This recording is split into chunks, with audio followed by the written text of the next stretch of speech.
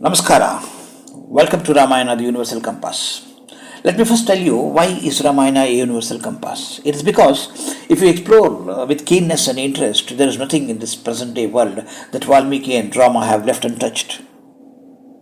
When we open the 41st chapter of Ayodhya Kanda, we are not merely reading about an ancient city in distress. We are witnessing a universal archetype. In Sanskrit poetics, this is the sovereign domain of Karunarasa, the aesthetic crystallization of grief. But Valmiki's canvas here transcends local geography. Think of Greek mythology. When Persephone is dragged into the subterranean depths of Hades, the earth itself undergoes a sympathetic strike, plunging into the barren, grieving waste of winter. In Western literary tradition, from the fallen paradise of Milton's Paradise Lost to the cosmic desolation in Shakespeare's King Lear, where a political fracture instantly manifests as violent tempests and unhinged nature, we see the exact same metaphysical law at play.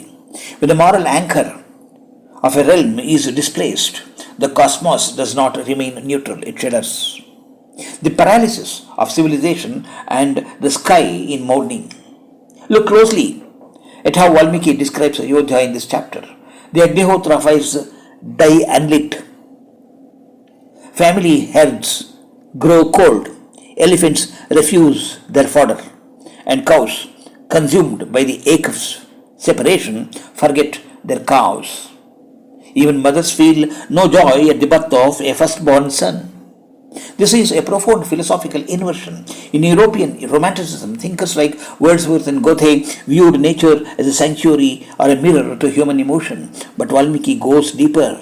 He suggests that human righteousness, dharma, and cosmic rhythm are held together by an invisible thread. When Rama steps away, the machinery of daily civilization grinds to a halt.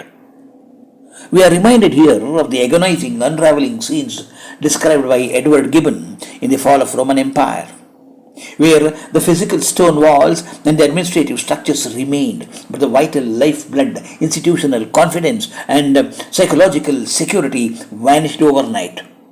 Similarly, in the history of classical Athens, when the polis lost its moral and democratic compass, it suffered a profound internal fracture long before any external force breached its gates, leaving only a hollow shell of a civilization. Furthermore, looking to the ancient Zoroastrian history, we see a parallel conception in the violation of Asha, the cosmic order of truth.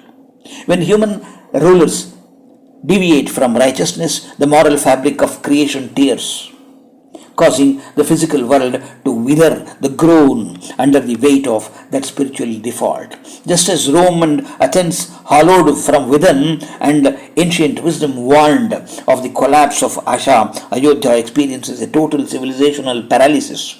The structural framework of the city remains intact, but its soul and moral center have been abruptly extinguished. And then Valmiki lifts our eyes to the heavens. Planets lose their brilliance. Constellations like Vishaka burn with smoke, and the anomalous star Trishanku positions itself ominously among the planetary spheres. Classical Sanskrit commentators explain this through the clever lens of umbrella of justice, where even celestial bodies that do not belong in a malefic group or dragged into the shadow of calamity. It is as if the entire galaxy is participating in a serene protest against injustice. The city that became a wilderness, as the text tells us, Nagaram Pratachalatati, the city of Ayodhya trembled and shivered as though struck by an earthquake. Heavy winds rise, dark clouds create an untimely artificial night, and the citizens walk the streets with tear-filled eyes, heaving sighs of absolute dejection. This brings to mind the famous existential query raised across global literature: who is truly exiled? While Rama, Sita, and Lakshmana walk physically into the Dandaka forest, it is Ayodhya that is plunged into the true wilderness. The physical city remains intact with its ramparts and palaces, but its soul has been extracted. It mirrors Dante's descent into the circles of a self-inflicted inferno, not a place of fire and pitch, but a place where hope, joy, and the light of truth have been extinguished by political folly and moral blindness. Chapter 41st of the Ayodhya Kanda reminds every listener across eras and cultures that a society cannot sever its ties with truth and ethics without paying an immediate emotional and ecological price. When a culture banishes its highest ideals, the light goes out in the sky, in the home, and within the human heart. Thank you, Sri Krishna Arpanamastu.